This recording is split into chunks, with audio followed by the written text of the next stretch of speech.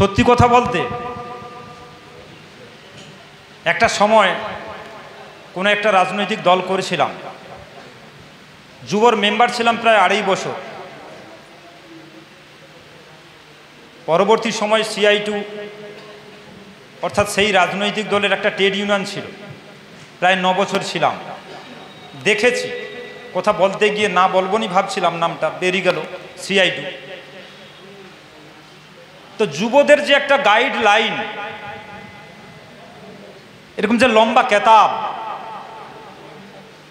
বছরে 4টা-5টা করে বই দেওয়া হবে, কিভাবে যুবরা আন্দোলন করবে, ছাত্ররা কিভাবে সংগঠিত হবে, ছাত্র আন্দোলন কিভাবে হবে, কিভাবে মহিলা আন্দোলন তৈরি করবে, সমস্ত এলাকার মা বোনদেরকে কিভাবে তারা গাইড করবে। তো আমরা ওই সংগঠনে থেকে আমি সেই 2.5 বছর ওই যুব নেতৃত্ব থেকে আমি দেখেছিলাম। তো আজকের দিন আর সে 2006 সাল, অনেক ব্যবধান। সে 2006 সালের রাজনীতি আজকে 2024-এ চলবে না।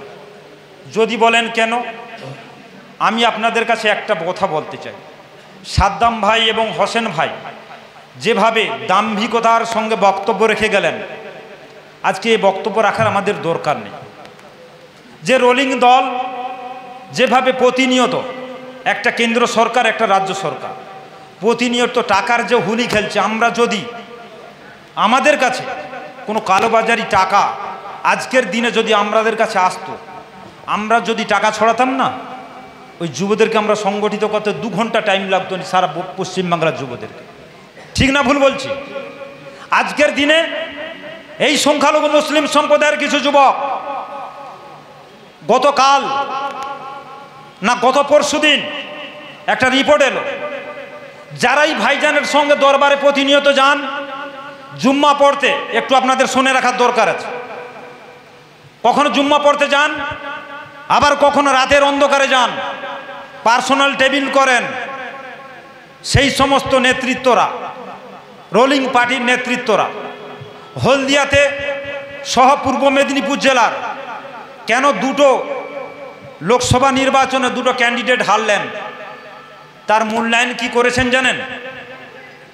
হলদিয়ার শ্রমিক 114টা কারখানা আছে, 114টা কারখানার মধ্যে 6টা কারখানা অস্থায়ী কমিটি নেই, বাকি প্রায় তৃণমূলের অ্যাঙ্গেলের মধ্যে আছে। তো তারা মূল্যায়ন করেছেন যে আমরা টোটাল 24,500 হলদিয়াতে শ্রমিক আছে, 24,500 শ্রমিকের আমরা চিঠি নেব। চিঠিটা কি না, পৌরসভার এখতিয়ারের মধ্যে যারা আছে ওয়ার্ড সভাপতির চিঠি, যারা অঞ্চলের মধ্যে ব্লকের মধ্যে আছে ব্লক সভাপতি এবং অঞ্চল সভাপতির চিঠি।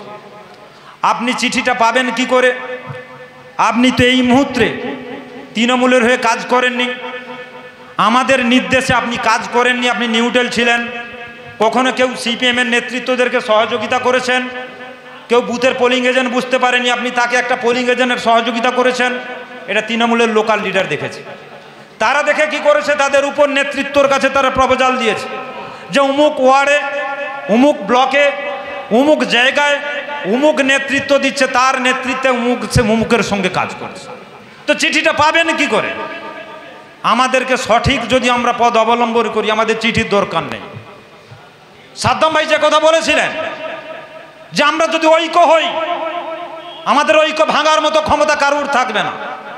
মমতা ব্যানার্জি এমনি কুর্সিতে বসেনি, আমি তার লড়াইকে সাধুবাদ জানাই। বহু লড়াই সংগ্রাম করেছেন। এক সময় CPM-এর বড় বড় তাবড় নেতা ছিলেন, বলেছিলেন এই সময়কালে যারা যে সমস্ত মায়ের গর্ভ থেকে প্রেগনেন্সি হয়েছে, যে সমস্ত মা বোন জন্মাবে, তাদের নাম মমতা ব্যানার্জি রাখা যাবে না। CPM-এর দাম্ভিকতার বক্তব্য আমরা শুনেছি, কিন্তু আমরা ওই সংগঠনটা করেছিলাম। তাদের দাম্ভিকতার জন্য আজকে তারা অতল তলে তলিয়েছে। আজকে যেটা তৃণমূল সরকার যে কাজটা করছে, একটা সময় আসবে এরাও চলে যাবে। অমর কেউ নয়, মৃত্যু তার জন্য তৈরি। আপনারা দেখেছেন সিদ্ধার্থ শঙ্কর রায়ের সরকার থেকে শুরু করে তমলুক তাম্রলিপ্ত সরকার, তারপরে আমাদের তার পূর্বে চলে গেছে বিধানচন্দ্র রায়ের সরকার। বাংলার মসনদ থেকে একবার যে যায়, দ্বিতীয়বার আসা কঠিন ব্যাপার। এটা আমার কথা নয়, এটা ইতিহাস বলছে। তাই আমরা জানি যুব সমাজকে যতই মদ আর অল্প টাকার বিনিময়ে বইমুখ করার চেষ্টা করুন, রুহুল আমিন সাহেবের যে মুখের হাসি, সেই হাসিতে যুব সমাজ ঘুরে যাবে, এটা অস্বীকার করার কোনো জায়গা নেই। আজকের দেখছি, আমরা জানি আজকে 13-14 বছর আমরা এক বাক্যে ভাইজান বলে একজনকেই চিনতাম সারা বাংলার মধ্যে, একজন, সেটাই পাঁশকুড়া প্রতাপপুর দরবার থেকে একমাত্র রুহুল আমিন ভাইজান। আজকে দেখি তৃণমূলের কোনো ফেসবুকে দেখি ভাইজান, অমুক সংগঠনের দেখি ভাইজান। ব্যাপারটা কি? আমাদের মধ্যে অনেক যুবক গুলিয়ে ফেলছে, আমাদের অনেক যুবক ভাইজান নামটা লিখতেন। আমরা একটা বক্তব্য হাওড়া জেলাতে একটা বক্তব্য রেখেছিলাম, ভাইজান ডায়াসে উপস্থিত ছিলেন। সেই সময়কালে আমার একজন খুব শুভাকাঙ্ক্ষী, কষ্ট হয় তার জন্য আজকে, মাস্টার হেদায়তুল্লাহ, যার অক্লান্ত পরিশ্রম এবং সেই সময়কালে লড়াকু নেতৃত্ব ছিলেন আমাদের সেলিম ভাই, দুজনে অক্লান্ত পরিশ্রম করছে, বিভিন্ন জেলায়, হলদিয়া থেকে বিভিন্ন জেলায় দৌড়ে ছুটে সংগঠন করেছে। তার যে প্রচেষ্টা, আজকে যদি তিনিও থাকতেন, আমি মনে করি আজকের একটা জায়গা শূন্য তিনার জায়গায়। তো এরকম নেতৃত্ব পাওয়া আমাদের মধ্যে, আশা করি যে সমস্ত যুবক তৈরি হচ্ছে এই জায়গা শূন্যস্থানগুলো পূরণ করবেন। তো আমি আপনাদের কাছে লম্বা না করে আমি একটাই রিকোয়েস্ট করব, যে আওয়াজ তৃণমূল সরকার তুলেছে, যে হারার মূল্যায়ন করেছে তারা এই দুটো সরকার মানে সিটে, যে মূল্যায়ন করতে গিয়ে 24,600 শ্রমিকের চিঠি চেয়েছে। আমরা প্রত্যেকটা আমাদের যে সমস্ত কর্মী আছে যারা শিল্পনগরীতে কাজ করেন সহ, যারা কোলাঘাট যে সমস্ত কারখানা আছে যারা কাজ করেন, চিঠি কেউ নিয়ে যাবেন না। কাজ যখন বন্ধ করবে, আমরা এই যুবকদেরকে নিয়ে গেটে কিভাবে অন্যান্য শ্রমিকরা তৃণমূলের প্ল্যান্টে যারা কাজ করেন, তৃণমূলের সংগঠনের মধ্যে যারা যুক্ত আছেন, তারা কি করে কারখানার মধ্যে ঢুকে আমরা দেখে নেব। আমাদেরকে প্রতিজ্ঞা আজকে নিতে হয়, আমরা একটা চিঠি কেউ দেব না।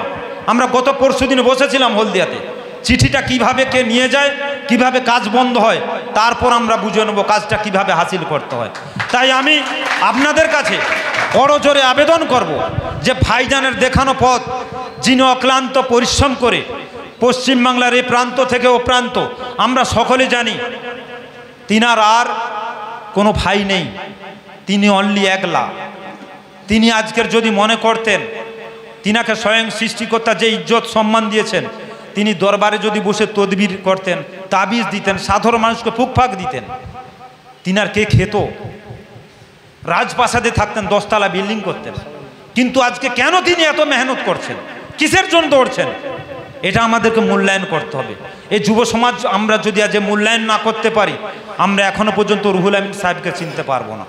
তাই আমি আশা করব, যারা আজকের এসেছেন তারা আমাদের যে সমস্ত নেতৃত্বরা আছেন, যে গাইডলাইন দিবেন, নিয়ে গিয়ে প্রত্যেকের এলাকায় আপনারা এই আলোচনাটাকে প্রত্যেকটা যুবকের কাছে মেসেজ দিবেন, যাতে আগামীতে 2026-এর যে আমাদের লক্ষ্য উদ্দেশ্য, সেই লক্ষ্য উদ্দেশ্যকে কামিয়াব করতে গেলে এলাকার সমস্ত যুবককে সংগঠিত করতে হবে।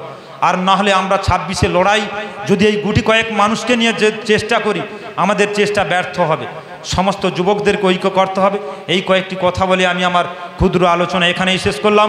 অল ইন্ডিয়া মাইনরিটি অ্যাসোসিয়েশন জিন্দাবাদ, হুজুর কেল্লা জিন্দাবাদ, ভাইজান জিন্দাবাদ। অনেক অনেক ধন্যবাদ সম্মানীয় রাজ্য কমিটির অন্যতম নেতৃত্ব আফতাবউদ্দিন সাহেব মহাশয়কে। যেহেতু টাইম আমাদের কাছে বড়ই সংকীর্ণ, একেবারে শেষ লগ্নে এসে উপস্থিত।